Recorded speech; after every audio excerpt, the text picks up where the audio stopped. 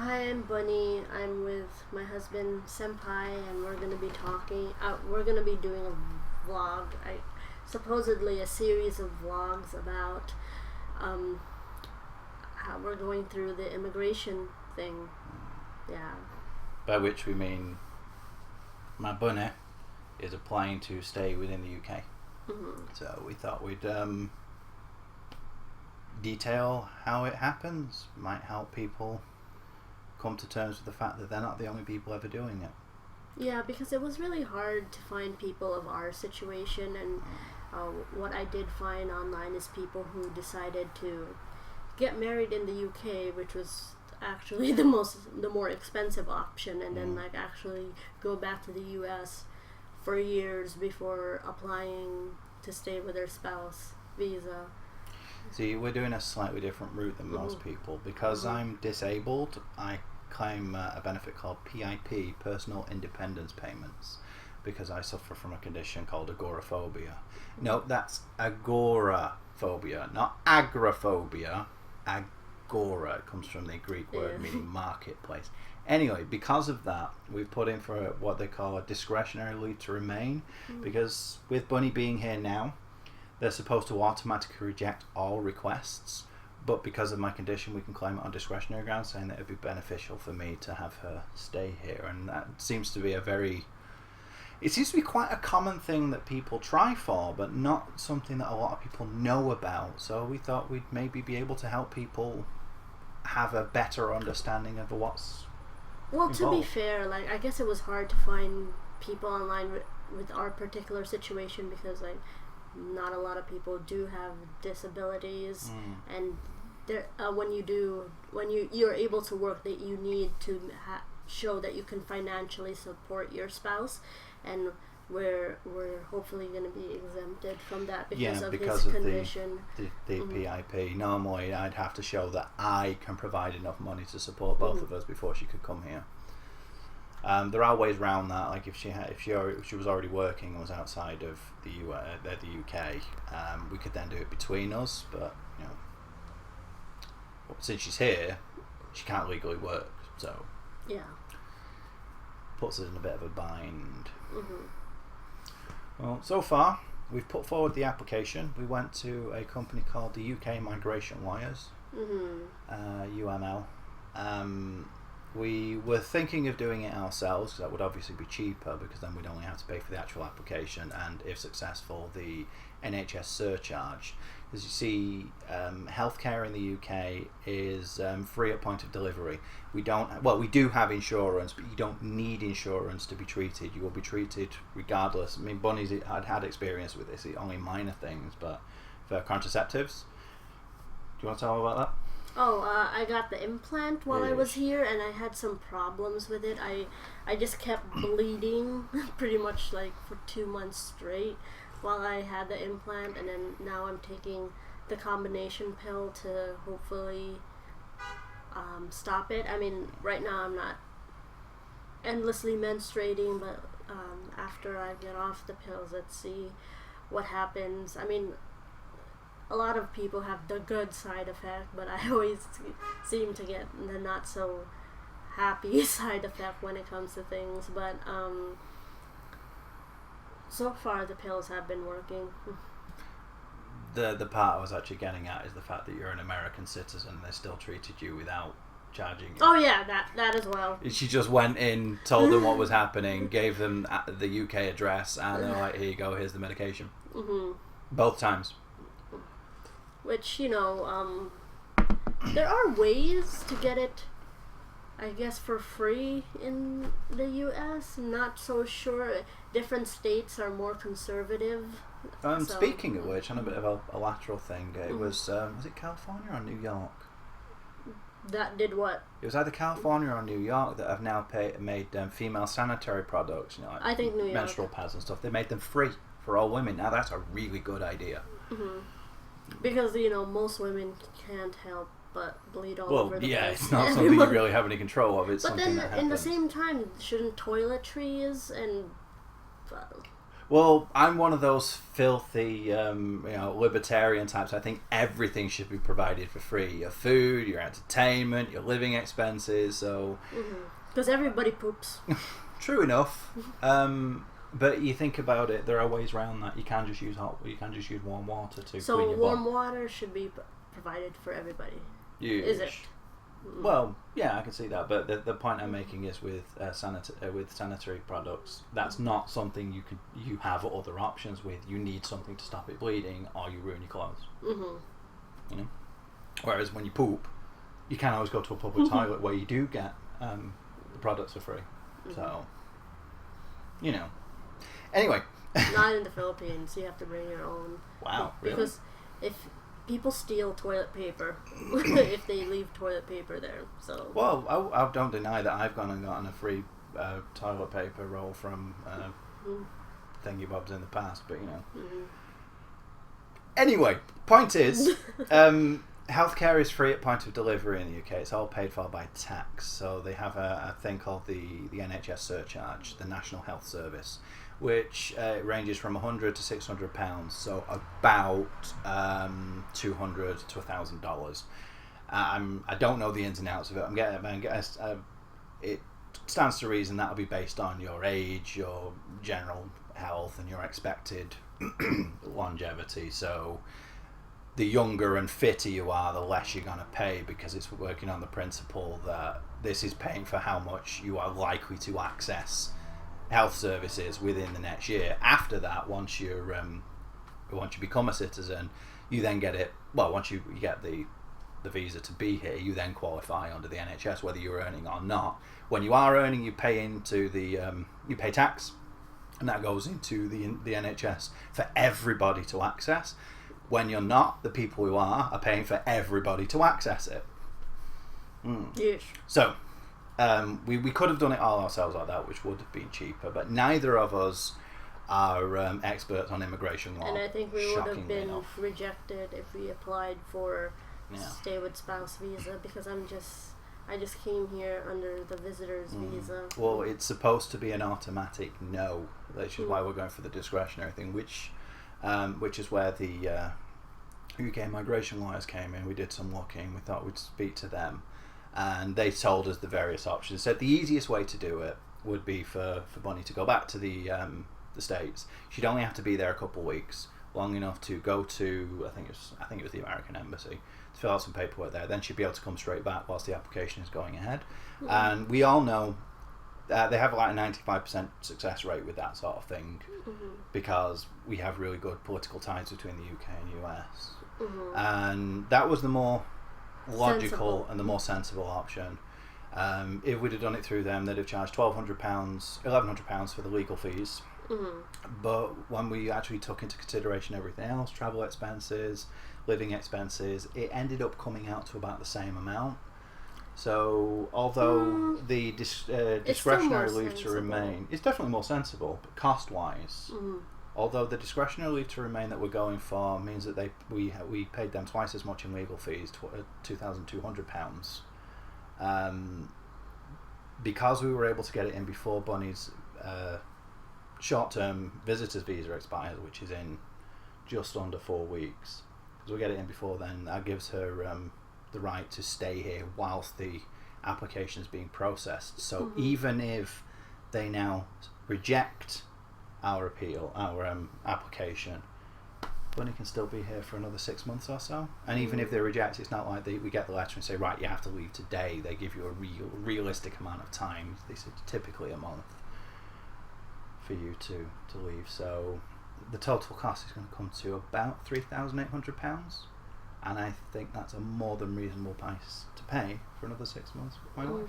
And from my experience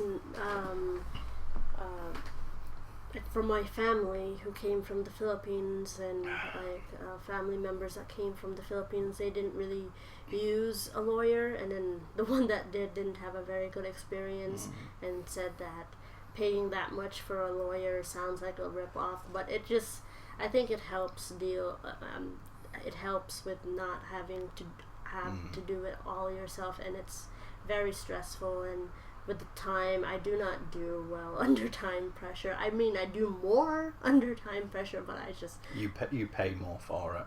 Yeah. Well, in an ideal world, you wouldn't need a lawyer and everything would be free. But our system is different than the American one. We have, because her father was saying that when he went over there, he didn't have to pay anything at all to get into the US. Over here, you have to pay regardless. The upside of that is that you're more likely to be accepted because the government's only really looking at whether you're able to actually meet whether you're going to be a drain on society or not. And since you're giving them money up front, even if you don't have any direct recourse to income afterwards, they're still looking at the fact, well, you're giving us money, you've obviously found a way to do that, so maybe you Hopefully. know. So we decided to go the legal route because it just, although it costs more, it's peace of mind knowing that any mistakes that are made there won't be our fault, you know. We won't be losing something because we didn't know about a specific like sub-clause that we could have used. There's somebody there to do all that for us. Yeah. So we've done that now. We've paid the legal fees. Bunny's father very, very kindly sent us the money we needed to pay for the entire application. We're going to pay him back, but it's a lot easier to get. And that's a big deal because my dad absolutely. doesn't like spending money. I can tell you this, I know somebody who's getting a really cool memory foam mattress like ours in the next week or so, because I figure the least we can do for the guy who's working 6 days a week and has just paid for his daughter to stay in another country is get him a mattress so he can have a good night's kip, because he does have I would trouble also sleeping, like to express how grateful I am because my dad has always maintained a perfect credit score, and anything that could risk his credit score he does not even think about or try to get involved. So him giving us $5,000, it's it's a really lot of big money. deal. I mean, we have 18 months to pay it back, and that's a hell of a lot more realistic to do than get it in a week, which is the position we were in. We needed to get it within a week. So, you know, that has helped matters immensely. So we did that. We phoned up, paid them. We spoke to the solicitor, the actual lawyer, yesterday. In the UK we call them solicitors. I know that sounds weird. It has nothing to do with prostitution, which is weird because we still arrest people for soliciting because they are a solicitor. But solicitors are the people, yeah, whatever. Anyway, we spoke to him, we went through all the details, we told him everything that was happening, and I explained my situation and how it impacts my life and how it would benefit having Bunny here. In short version, agoraphobia is not just a case of being a little bit awkward about going outside. There are some people like myself who have serious health complications. We'll keep it PG-13 and call it lower abdominal distress, or gastric distress if you prefer. So, yeah. Lots of poops. Yeah, pretty much. Yeah. So we've spoken to that. We gave him all the details we could. He'll get back to us on Monday, telling us any specific evidence he needs. He's going to need like the passport. He's going to need. Probably our original marriage certificate and probably need the other marriage files certificate. And maybe our chat logs and. I can't see how that would be important right now. The government might ask for them, but I don't think he'd need them. We can always provide them if needs be, like photographs as well, showing us together. We have a lot of them. Supporting evidence from my doctor to show that I'm not just claiming to have a medical condition. I mean, for me, this is something that's gone back 20 years now. It wasn't that much of a problem 20 years ago, but I was already starting to complain about trouble dealing with people, so there's a very long history of this affecting my life. That's why I'm on disability for a start. So that on its own is a big deal. So realistically, there's not very much going on at the moment, but we wanted to start this off now rather than leaving it to the last minute so people can see as we go through it. We were originally planning to do it yesterday, but we ended up doing some housework. I know, it was amazing. And then we played the Babylon 5 card game. I showed my lady bunny how to play it, and she beat me. And she's beat me every time since. The video is in his channel, or should be on his channel. I'll be putting it up soon. It should be there by the time this arrives. The one on your channel might take a bit longer because she's really fancy and poncy about this. She like edits stuff and makes it look all cohesive and stuff. I just like, there's the video. It's on there. I think yours should be just the only edition online. No, you'll do it too. No. Give me a kiss. So that's that. If anybody has any questions about this, I just wanted to talk about how stressful it has really been for me. Yeah. Well, yeah, just thinking about it has caused a lot. I've been really tired a lot. I don't feel like doing much. It's I just wonder. I mean, either decision has been quite stressful for me. Making the decision in the first place. Even staying here, because like I sort of waited until the last minute because I had so much anxiety about it as well. Well, that's another thing. We had to leave it a little bit longer because with the way the PIP route works, which gives you an exemption from the money coming through, you have to have been in receipt of that for a year, and that didn't happen until last month for me, about 2 weeks ago now. So we had to wait that long before we could start the process anyway.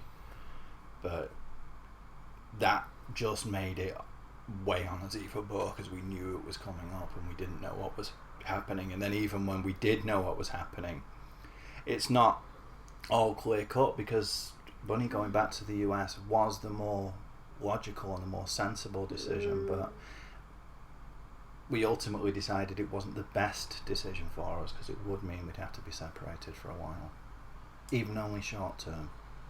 And with the money situation, it wouldn't have made much difference to the price. So the idea of being with Bunny for longer was much more appealing to me. But even that, making that decision, knowing which way we were going to go anyway, because we both knew, let's be honest, we both knew this was the option we were going to take. We had to give ourselves the time to really think about it and make sure that we weren't just going with that because we were taking the path of least resistance. Because we're not. There is more chance of this failing. Yeah. But the benefits outweigh the risks. That's why we went with that.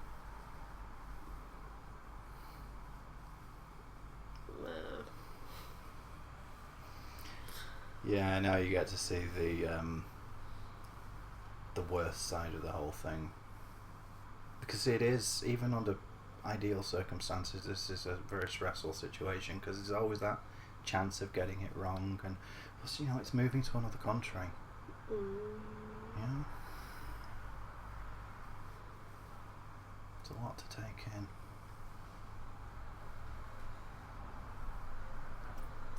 And that's the main reason I wanted to do this.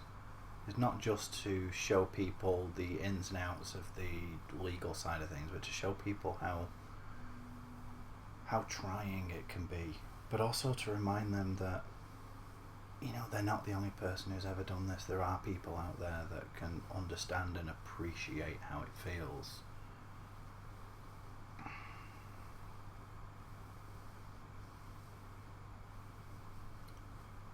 Do you have anything else to add, my love? No. Yeah, I think that about sums it up. Well, we'll be back next week to give an update on how things are going. We should have had all the paperwork sorted by then. So, yeah, thank you for watching. And I hope we can, at some point, help somebody not feel quite so overwhelmed by it all.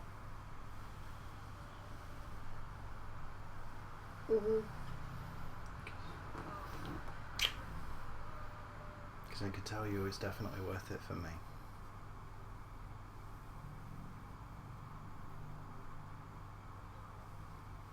I love you. Love you too.